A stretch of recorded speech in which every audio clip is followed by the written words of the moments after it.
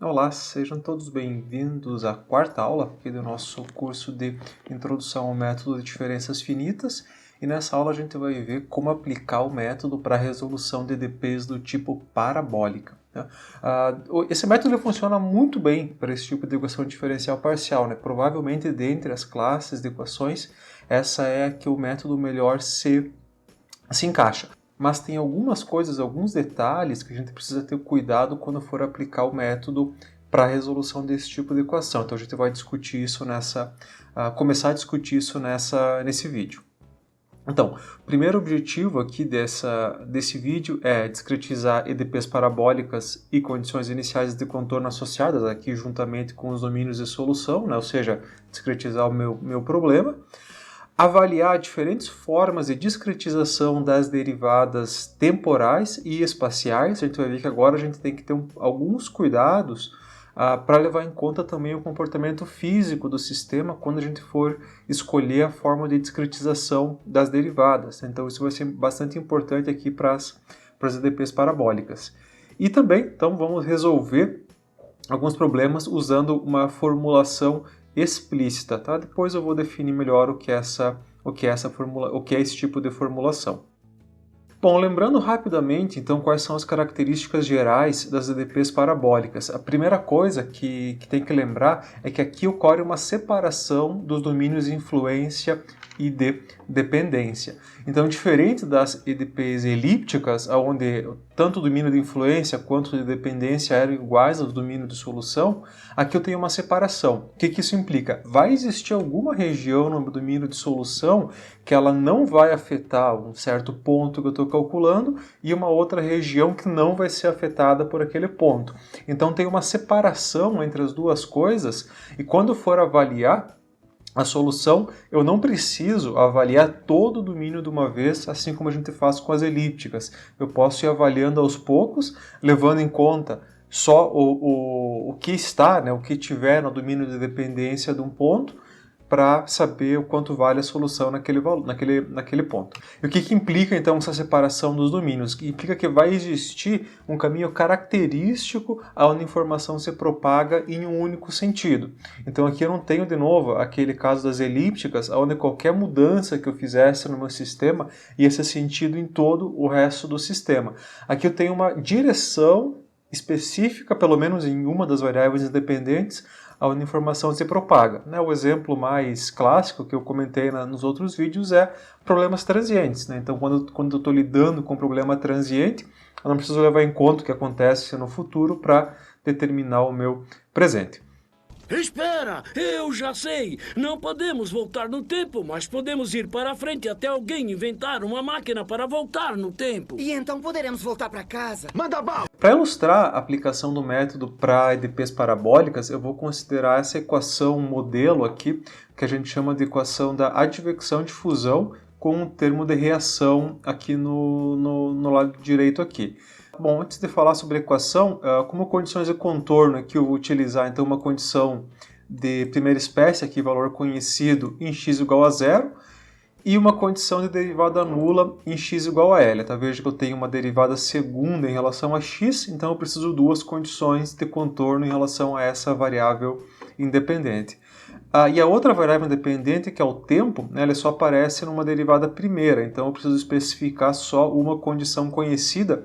Como eu estou lidando aqui com o tempo, eu vou chamar isso de uma condição inicial, e nesse caso aqui, então, eu vou especificar também uma concentração inicial conhecida. Então, essa equação ela descreve, por exemplo, que esse C seria uma concentração ao longo de, por exemplo, um reator do tipo tubular. Então, imagina que eu tenho aqui um reator, um tubo, onde está escoando uma certa mistura de um reagente. Então, aqui na entrada eu tenho uma concentração conhecida desse meu reagente e conforme ela escoa ao longo do reator, ela vai sendo consumida. Então, esse último termo aqui, ele leva em conta a taxa de reação desse meu componente, está negativo aqui, então, indicando que ele é um reagente. Aí, conforme ele escoa, então, ele vai sendo consumido. E como ocorre, além, é claro, do próprio consumo do reagente, eu vou ter o transporte associado com a velocidade do escoamento, ou seja, eu tenho um fluido escoando aqui, ele vai transportar as moléculas do meu reagente ao longo do reator. E além disso, eu vou ter também o termo de difusão que vai estar presente. Então, voltando aqui na equação, vamos explicar um pouquinho o significado físico desses termos aqui. Esse primeiro termo aqui está simplesmente dizendo para mim como é a variação da concentração desse meu reagente ao longo do tempo. Então, esse aqui é o cara que eu quero determinar. Esse segundo termo aqui, ele é o termo que está levando em conta o fenômeno de advecção, que é o transporte associado à velocidade do escoamento. Então, esse V aqui, ele é a velocidade com que o fluido está escoando. Nesse exemplo aqui, eu estou considerando ele constante, tá? E sendo uma função constante, ou seja, ele não é uma função do raio do meu reator. Então, é o que a gente chama de um escoamento pistonado, tá? Onde a velocidade, onde o meu fluido está se deslocando todo com a mesma velocidade. Isso depende de cada caso, eu posso considerar isso ou não. Então, e a advecção, ela é um fenômeno que ela ocorre, né, no sentido do escoamento. Então, veja que aqui eu também tenho uma direção aonde a informação está sendo transportada por esse fenômeno da advecção. Tá? Ele vai seguir o sentido do escoamento. Então, se o meu escoamento é de entrada, do sentido da entrada para a saída, né, que eu estou definindo aqui, o sentido de x igual a 0 até x igual a L, esse termo aqui ele vai levar essa variação na concentração nesse sentido também.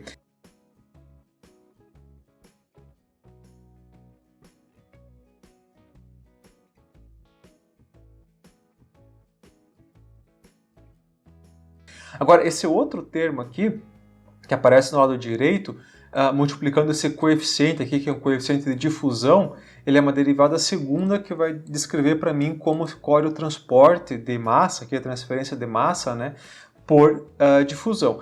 A difusão ela é um fenômeno totalmente associado com o movimento aleatório das moléculas. Então, ela não tem uma direção preferencial aonde ela vai transportar a matéria, né? Vou pegar um exemplo bem simples, né? Se eu pegar um fluido em repouso, por exemplo, uma água, alguma coisa assim em repouso, e colocar lá alguma substância com uma coloração diferente que eu consiga ver e ver como ela se espalha ao longo desse meio, eu vejo que esse é um fenômeno totalmente aleatório, não existe uma direção preferencial, ela não vai toda para a direita, toda para a esquerda, toda para cima, toda para baixo. Então ela vai se espalhar mais ou menos de forma homogênea ao longo do meu sistema.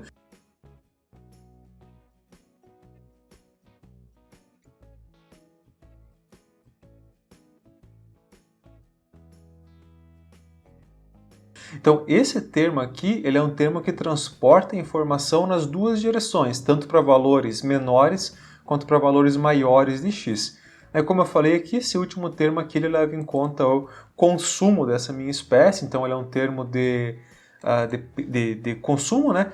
E aqui seguindo essa cinética de primeira ordem. Bom, vamos começar então discretizando o domínio de solução, né, que essa é a primeira etapa. E qual seria o domínio de solução aqui então? Na direção x, tá, ela vai ser definida pelas condições de contorno do meu problema. Então, a entrada do reator, que seria x igual a 0, e a saída, x igual a L. Agora, em relação ao tempo, vejam que eu não tenho uma condição especificada para um tempo final. Então, eu não preciso especificar isso, porque aqui o meu tempo, do ponto de vista matemático, né, aqui o meu tempo ele não aparece numa derivada segunda que exigisse que eu precisasse de duas condições conhecidas. Então eu tenho só uma condição para tempo igual a 0. Mas claro, quando eu for resolver esse problema e implementar o código, eu vou ter que avaliar isso até um tempo final que eu queira conhecer o que está acontecendo no meu sistema, né? Eu não posso deixar infinitamente rodando o código, né? Porque senão ele não vai parar. Então eu vou especificar aqui um TF, que seria um tempo final, mas esse tempo final ele é arbitrário. Eu posso sempre avaliar um tempo maior, um tempo menor, de acordo com o que eu quero. O que vai definir esse tempo final é simplesmente o interesse de quem está resolvendo o problema em avaliar a solução até esse tempo final. Então veja que aqui uma coisa interessante é que, diferente das elípticas, onde eu precisava ter condições conhecidas ao longo de todo o perímetro do meu domínio de solução, aqui em uma das direções, no caso do tempo aqui, uma das fronteiras está em aberta. Eu não preciso especificar nada nesse tempo final. E isso vai vir naturalmente com uma solução do meu problema. Então ele é um domínio semi-aberto aqui. Ele é fechado na direção x, definido, né, 0 a L, mas na direção t ele parte do 0 e vai até o valor que eu quiser. But what does that mean? future hasn't been written yet. No one's has. Your future is whatever you make it. So make it a good one. Both of you. Então, discretizando aqui, considerando a nomenclatura padrão que eu usei nos outros vídeos, a nx pontos em x, nt pontos em t. Então, meu domínio discreto em x, né, exatamente como nos outros casos, né, vai ser dado por esse vetor aqui, com i indo de 1 até nx, e o tempo também, né, o vetor t aqui, eu vou usar então i para a direção x e j para a direção t, para o nível t aqui, né, esse nível de tempo, vai ser dado também por de forma equivalente por esse vetor, e os deltas aqui também eu vou considerar eles constantes, né, pontos igualmente espaçados, tanto em x quanto no tempo. Vamos começar aqui a avaliar as derivadas, começando por essa derivada temporal, aqui aquela derivada primeira em relação ao tempo. Eu vou representar a solução discreta, aqui então essa minha concentração, que é uma função da posição x e do tempo, como uma CIJ. Então, né, como eu falei antes, I associado a X e J associado ao tempo. Então, minha forma discreta dela vai ser uma CIJ. Então, como eu comentei antes, no caso do tempo, eu não tenho informação vindo de um tempo J mais 1, ou seja, de um nível acima, para o nível de tempo J. Então a informação ela só vai do J menos 1 para o J e não no sentido contrário. Então não faz sentido aqui eu avaliar a derivada em relação ao tempo considerando o que acontece no ponto da frente, tá? Porque, como eu falei, o tempo que eu estou avaliando ele só vai ser influenciado pelo que aconteceu atrás dele. Por mais que o esquema central pudesse ser interessante por ser um esquema de segunda ordem, o que o esquema central está dizendo para mim é que a derivada no nível J ela está sendo igualmente afetada pelo J mais 1 e pelo J menos 1. Então a informação está vindo dos dois lados. Como eu falei, isso para o tempo não faz sentido físico nenhum. Então eu sempre vou analisar aqui uma derivada, um esquema do tipo para trás, quando se trata de derivadas temporais. Tá? Do ponto, como eu falei, do ponto de vista físico, esse é o único esquema que ele tem consistência. E aqui fica uma outra dúvida, então, isso gera uma dúvida. Quando eu estou derivando em relação ao tempo, beleza, o meu índice i fica constante. Agora, quando for derivar em relação à direção x, eu vou ter que fixar o meu tempo em algum nível. E qual dos dois níveis eu vou utilizar? Eu vou fixar ele no nível j, que seria o tempo atual que eu estou calculando, ou no nível j menos 1, né, no passo anterior que eu já calculei. Eu posso usar as duas formas, tá? As duas formas são possíveis de serem implementadas e, a princípio, as duas vão dar resultados equivalentes. Mas cada uma delas vai ter suas vantagens e desvantagens. Quando eu fixo as outras derivadas no ponto, as derivadas em relação ao espaço, eu fixo elas no nível j menos 1, eu vou gerar aqui o que é chamado de um esquema explícito, tá? Por que a gente chama aqui de esquema explícito e depois a contrapartida que vai ser o implícito? Quem já estudou os métodos para resolução de problemas de valor inicial vai ver que isso é exatamente equivalente aos métodos de Euler explícito e implícito. Tá? Então, no Euler explícito, eu avalio a minha função no passo que eu já calculei, e no Euler implícito eu vou avaliar ela no ponto que eu estou calculando. Então aqui a lógica é exatamente a mesma. Na verdade, o que eu estou fazendo aqui, de fato, é aplicar o método de Euler para resolver essa dependência no tempo. Então, se eu avaliar ela em j-1, eu vou ter o esquema explícito. Esse esquema ele vai gerar um algoritmo que é muito mais simples de ser resolvido, tá? Especialmente porque ele não vai necessitar nenhuma forma de resolução iterativa ou resolução de sistema linear, por outros métodos que seja, ao longo da solução. Então eu simplesmente vou partir de uma condição conhecida, a condição inicial, avalio o próximo nível de tempo, avalio o próximo e vou andando ao longo da solução e em nenhum momento eu vou ter que calcular alguma coisa em função de outra coisa que eu ainda não conheço. Então eu sempre vou ter uma fórmula explícita, né, como o nome já implica, onde tudo que eu calcular vai ser em função de coisas que eu já conheço. Então é bem mais fácil de ser implementado. Mas como todos os métodos explícitos, ele é um esquema que vai possuir problemas de estabilidade. Tá? E o que seriam esses problemas de estabilidade? Esse é um tema que a gente não abordou aqui nos vídeos ainda. A estabilidade ela está associada com o controle do erro ao longo da solução. A gente sabe, né, que todo método numérico ele vai gerar uma solução aproximada, então eu sempre vou ter um erro associado à minha solução, que é a diferença entre a solução real, né, a solução analítica, e a aproximação numérica que eu obtive. Mas em alguns casos pode acontecer desse erro ele se propagar, ele aumentar de uma forma não controlada ao longo da solução. Quando isso acontece, a gente diz que o problema perdeu estabilidade, ou seja, o meu erro, que deveria ficar ou controlado ou diminuir, ele simplesmente aumenta ao longo dos meus passos de tempo, aqui no caso, e vai dar um resultado totalmente absurdo, sem sentido físico nenhum. E o esquema explícito ele pode ter problemas de estabilidade.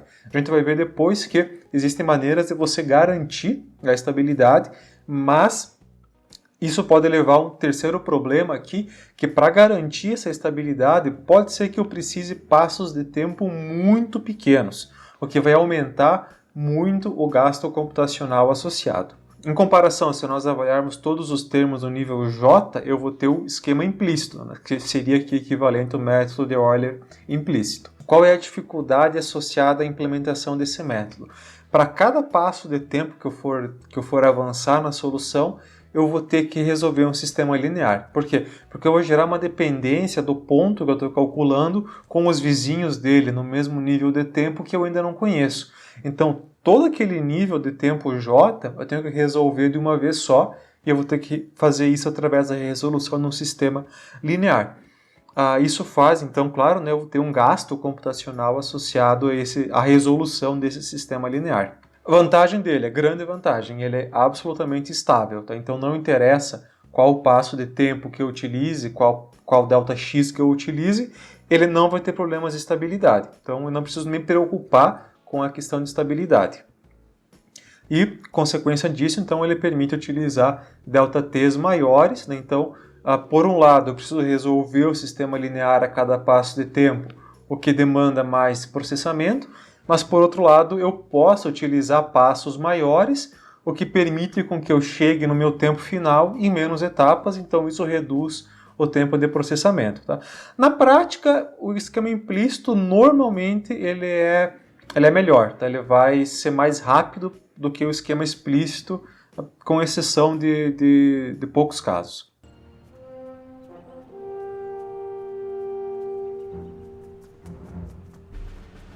On your left. On my left. Got it. Ok, em relação à derivada primeira no espaço. Bom, em relação ao tempo, a gente viu que a informação ela viaja sempre numa direção, um caminho característico, beleza.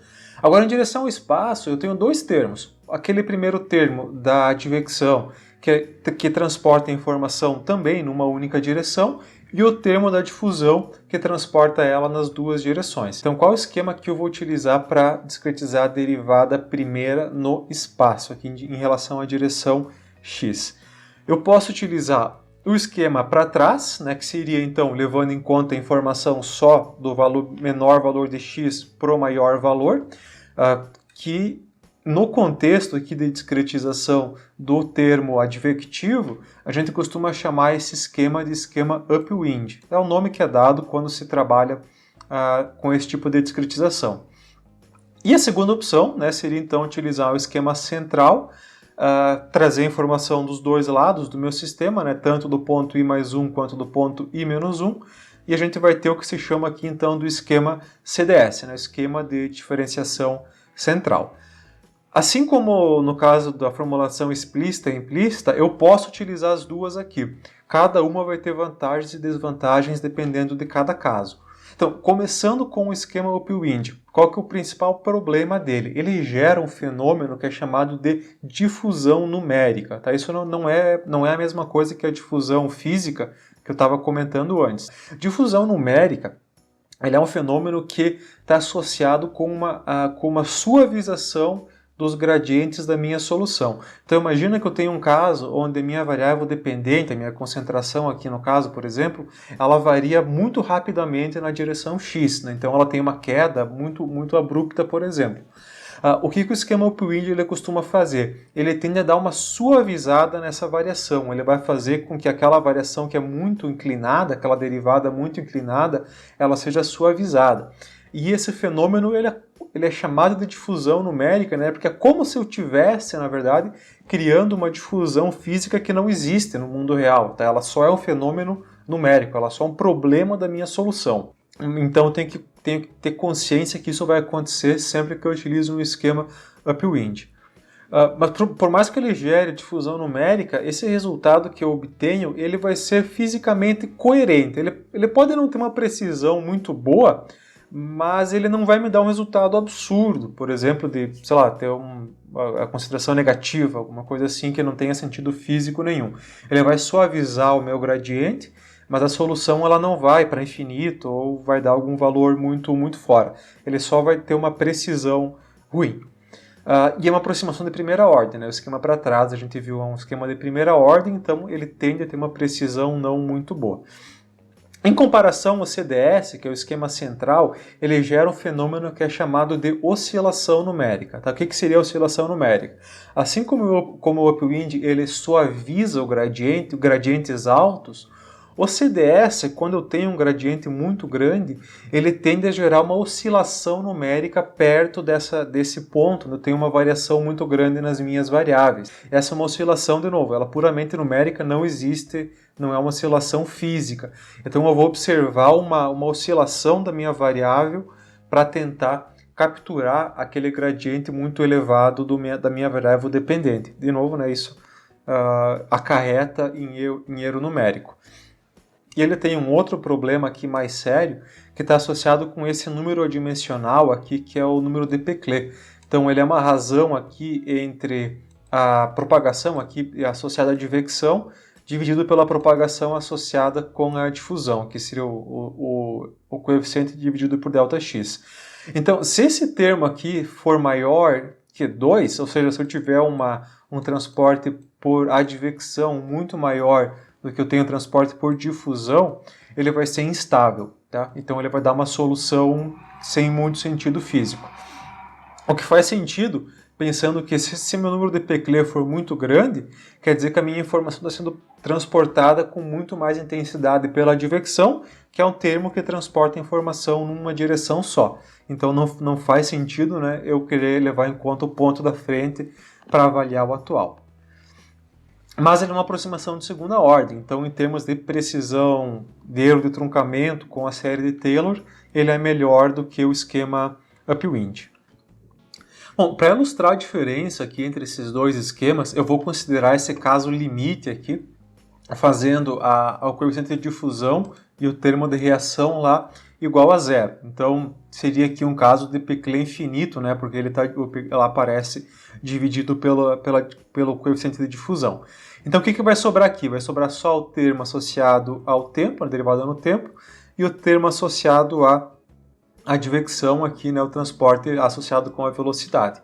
Como eu tenho uma derivada primeira, então em relação a t em relação a x, eu só preciso especificar uma condição para cada uma das variáveis independentes. Então eu vou colocar aqui uma concentração 0 para um tempo igual a 0 e uma concentração 1 aqui, termos adimensionais, para x igual a 0.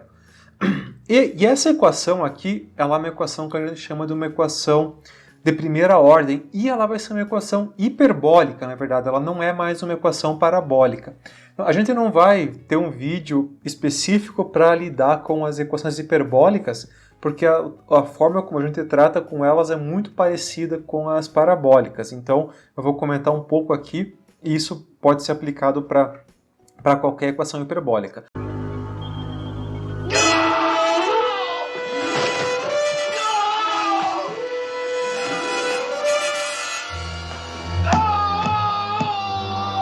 Bom, olhando assim, como não tem uma derivada segunda aqui presente, eu não tenho como saber que isso aqui é uma equação hiperbólica, de acordo com aquela classificação que a gente viu no começo da aula 3, tá? Porque lá eu levava em conta aquelas raízes características e que estavam associadas com os coeficientes de segunda ordem. Aqui eu não tenho nenhum coeficiente de segunda ordem.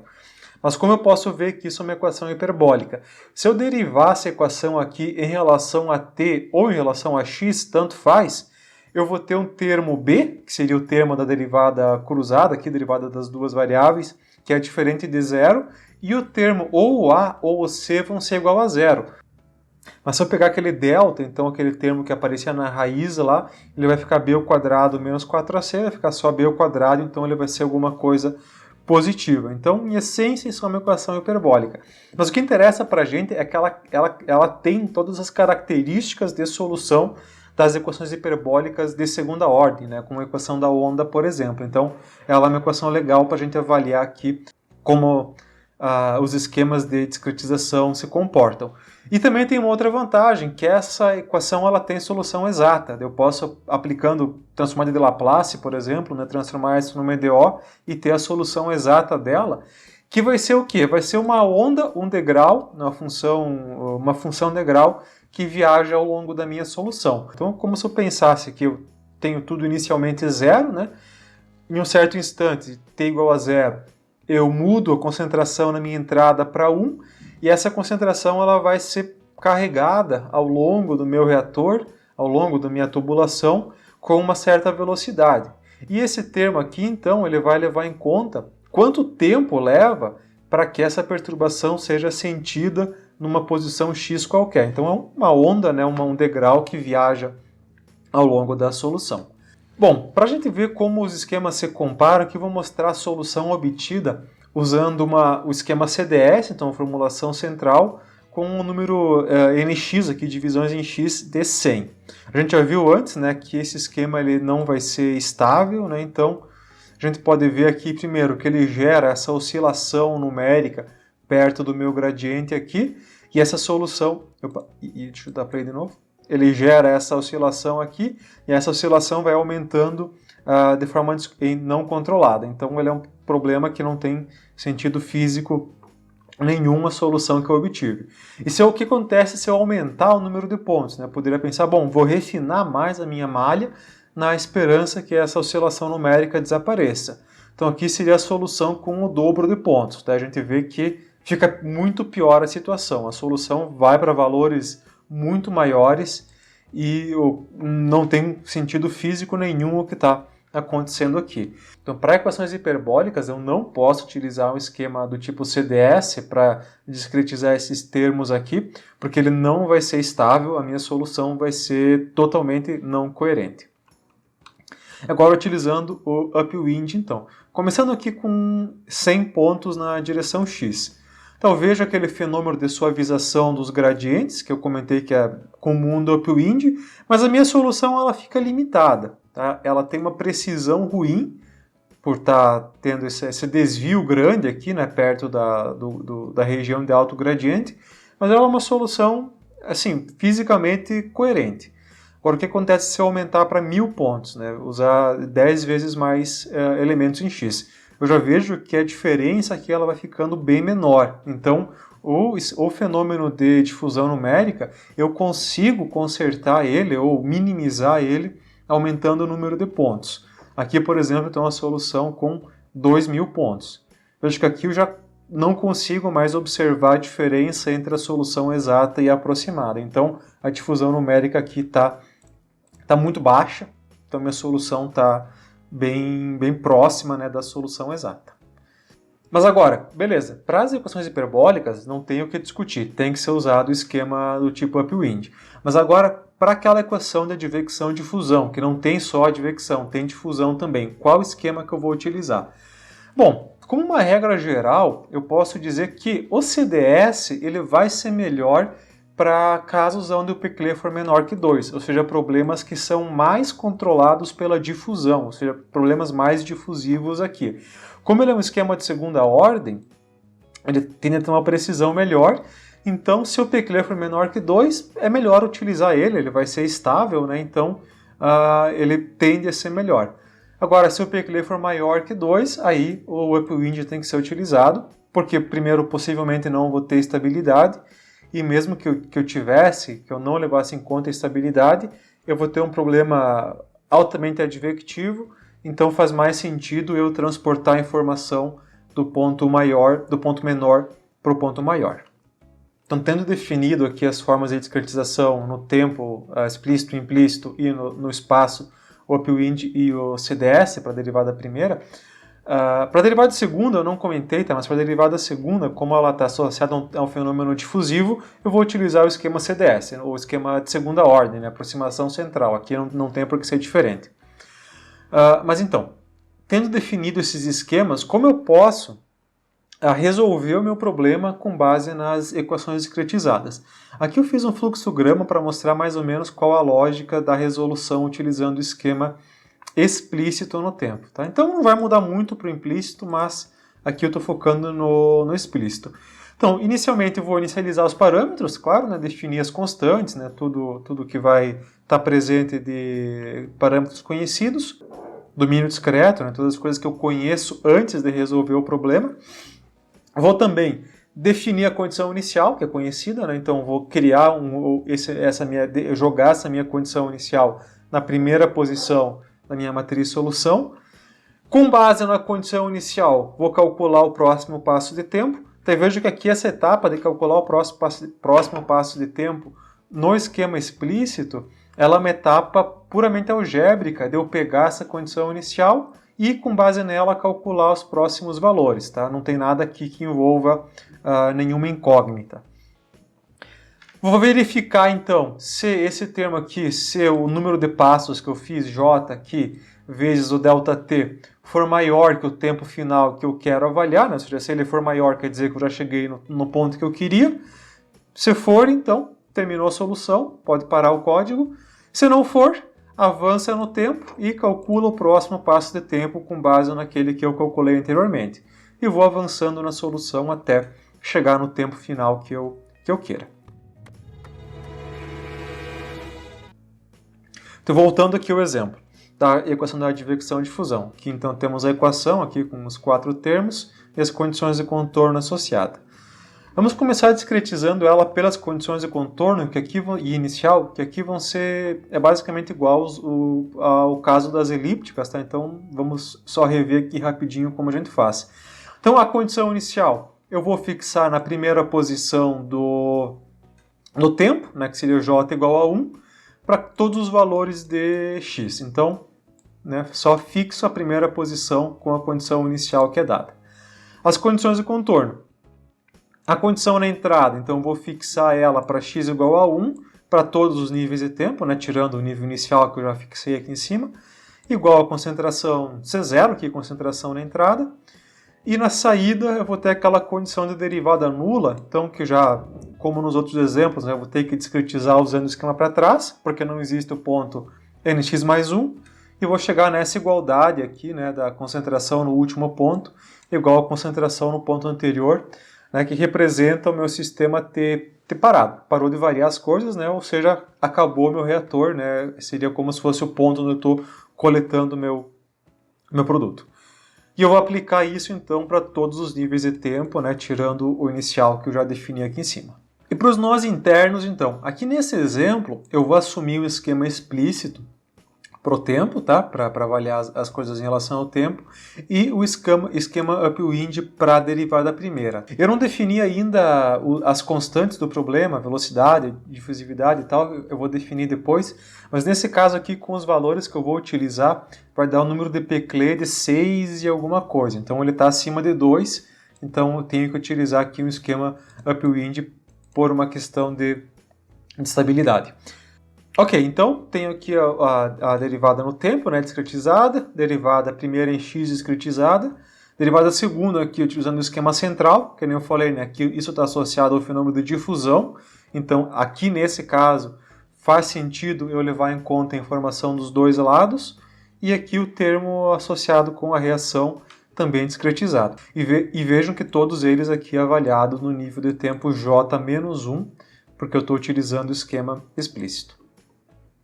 E essa equação vai ser válida para todos os pontos internos. Então, para i igual a 2 até nx menos 1, e o j, tirando a condição inicial, né, todos os pontos de j. Bom, para simplificar um pouco, eu vou definir aqui dois parâmetros adimensionais que são o número de Courant, que é definido aqui como essa razão velocidade vezes ΔT por Δx. Tá? Então, vendo que Δx aqui tem unidade de comprimento e Δt unidade de tempo, esse cara aqui vai ser dimensional. E o número de Fourier, que também, né, vai ter a difusividade tem unidade de área por tempo, então ele vai dar um parâmetro dimensional também aqui.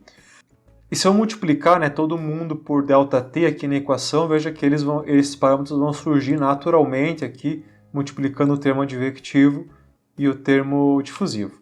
Então eu vou reescrever a função utilizando esses parâmetros adimensionais e vou colocar todos os termos avaliados no nível J, eu vou deixar aqui no lado esquerdo, e todos avaliados no J-1 aqui no lado direito. Então, do ponto de vista de solução, quando eu estiver calculando esse termo aqui, todos esses já são conhecidos, porque eles foram avaliados no nível de tempo que eu já calculei. Então, aqui eu teria um fluxo de informação que ele está vindo nesse sentido. Esse seria o IJ, né, o ponto que eu estou calculando, e ele está recebendo informação desses 3 pontos no nível de tempo anterior. It's a simple spell, but quite unbreakable. Then I'll take it off your corpse.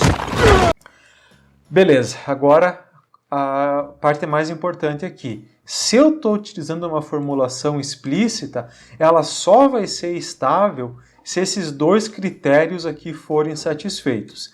O primeiro deles é que o número de Courant tem que ser menor do que 1. Tá? Essa condição aqui a gente costuma chamar de condição de Courant-Friedrich-Levy. Desculpem meu alemão, tá? São três pesquisadores alemães que definiram essa condição. O que ela implica na prática para mim? Essa razão Δx por Δt, que vai dar uma velocidade, né, um espaço por tempo, ela diz para mim como se fosse a velocidade com que o meu método numérico consegue transportar a minha informação. Então, se eu faço uma mudança, por exemplo, na minha entrada, essa mudança vai ser propagada na minha malha numérica, tá? Não estou falando aqui de como se comporta no mundo físico, uma questão puramente numérica, mas ela vai estar, a velocidade de propagação dessa mudança vai ser Δx por Δt. Agora, a velocidade física de propagação na mudança, se eu pensar naquela equação hiperbólica que eu comentei antes, né, aquela transportada só pela velocidade, vai ser a própria velocidade do meu fluido. Então, o que esse número de Courant está dizendo para mim é uma razão entre a velocidade física com que a informação se propaga, né, ou seja, a própria velocidade do fluido, dividido pela velocidade com que o meu método consegue entender que a informação está se propagando.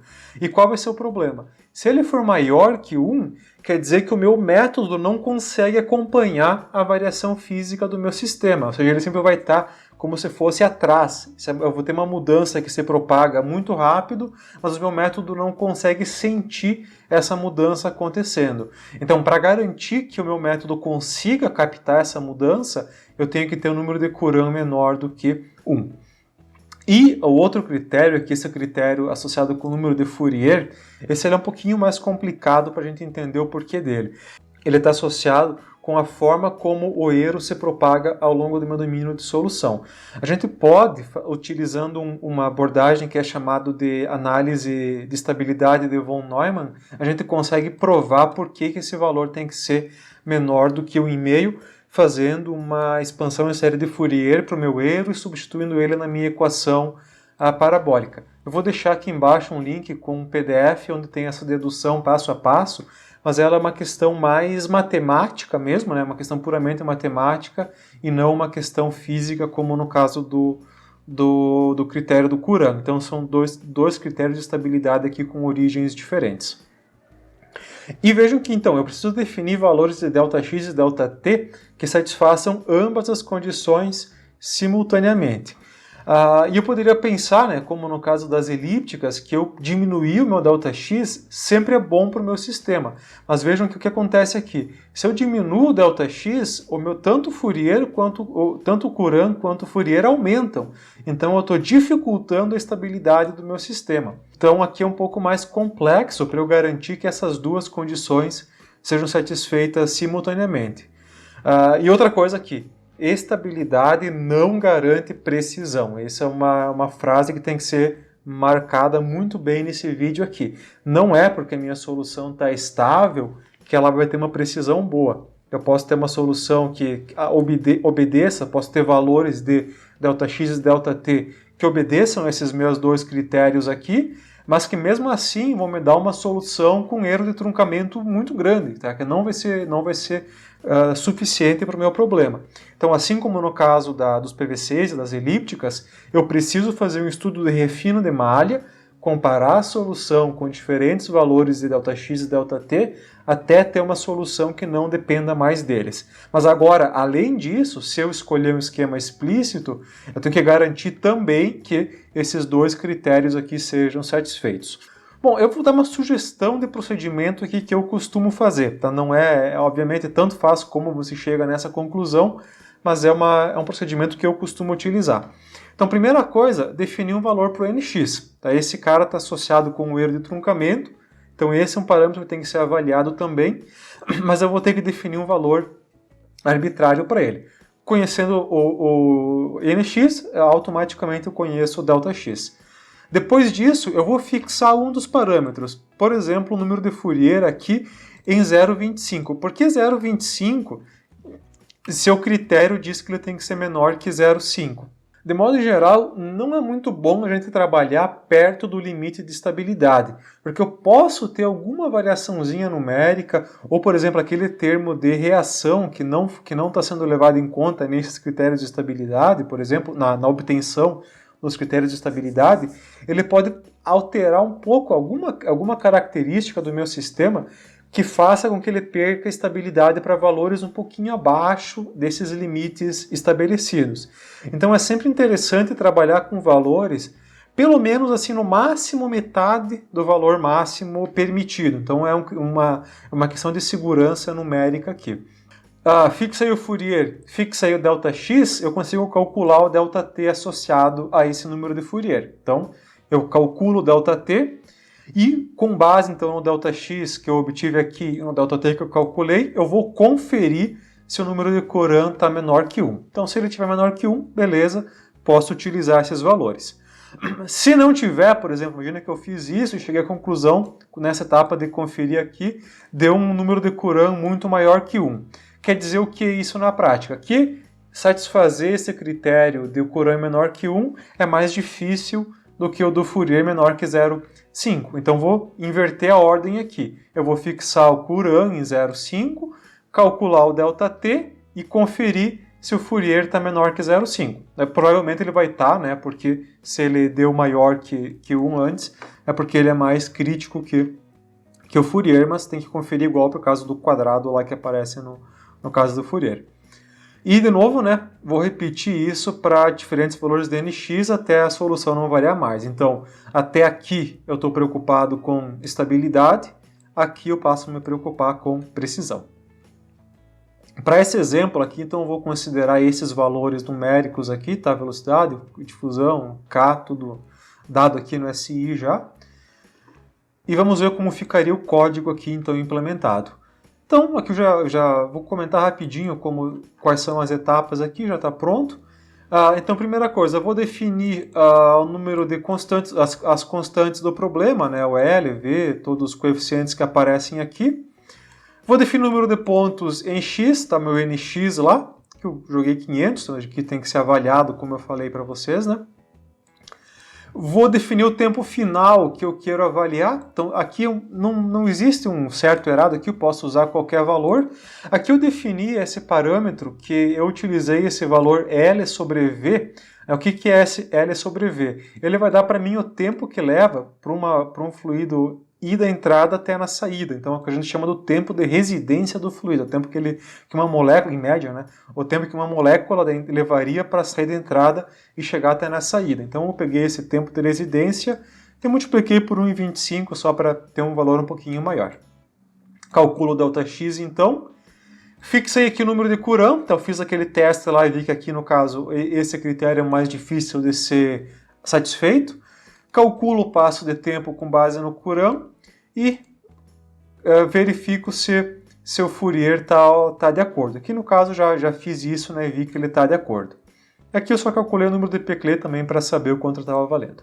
Tendo calculado o meu ΔT, eu consigo calcular meu número de passos de tempo. Então, o que vai ser o quê? Vai ser, lembrando que esse cara tem que ser o inteiro, então eu vou dividir o tempo final pelo ΔT e vou forçar ele ser um inteiro. Bom, pode ser que nessa etapa aqui ele vai acabar pegando um ponto a menos, porque ele vai truncar uma parte do meu número real, né? Vai virar um inteiro e vai perder um no processo ali. Então eu vou somar mais um aqui só para garantir que ele vá, se ele for um pouquinho a mais que o tempo final não tem problema, tá? Porque pode ser, né, claro que o meu delta, que essa razão aqui, ΔTF por ΔT, não deu um número inteiro. Então aqui só para garantir que ele pelo menos passe do tempo final. Eu vou definir aqui meus domínios discretos. Eu vou definir a condição inicial, então para J igual a 1, né, seria aqui o Cin, que eu vou definir lá em cima, e aí vou avançar ao longo do tempo. Tá? Então aqui eu tenho vou seguir aqui a mesma lógica de começando de valores menores de x no sentido de valores maiores de x. Então partindo da entrada, que seria x igual a 1, depois variando, né, os nós internos, né, para i igual a 2 até nx menos 1, né, aquela expressão lá que leva em conta o Courant, Fourier e tal. E o último ponto aqui, derivada nula. Beleza, vou fazer isso desde o j igual a 2 até o número total de pontos que eu quero avaliar e vou ter a minha solução no final. Deixa eu voltar aqui então só para mostrar como ficaria a solução nesse caso. Aqui para um nx de 50, então eu teria aqui associado então, o Courant 0,5 e o Fourier, vou dar esse valor bem pequenininho aqui. Então a minha solução daria mais ou menos isso aqui. Veja que ela diferencia daquele padrão degrau do caso anterior, porque aqui eu vou ter então um consumo da minha substância conforme ela está escoando, né, porque é um reagente aqui. E ele tem esse perfil também mais aberto aqui na zona de transferência por conta da difusão. Aqui a solução com NX500, então para ver que ela está com o mesmo comportamento, né, bem próximo do NX50, né, com aquela queda na solução. Aqui uma comparação, aqui eu fiz um gráfico de superfície, aqui seria no eixo Y o tempo, e aqui no eixo X a posição X mesmo, comparando a solução com NX50, 250 e 500. Olhando o gráfico da curva animada lá, é um pouco mais difícil da gente ver essa variação, mas aqui ela fica um pouco mais clara. Tá? Aqui essa região azul aqui seria a região onde não deu tempo ainda, digamos, do meu fluido chegar, né? E aqui eu vou ter esse comportamento então. Dá para ver que a variação aqui de 250 para 500 ela é muito baixa, está praticamente igual à solução, então eu posso considerar aqui que esse valor de 250 está adequado para o meu caso. Isso aí, temos aqui a solução então utilizando o método explícito. Próximo vídeo vamos ver como implementar o método implícito para a gente não ter que se preocupar com essa questão chatinha de estabilidade. Então, até lá.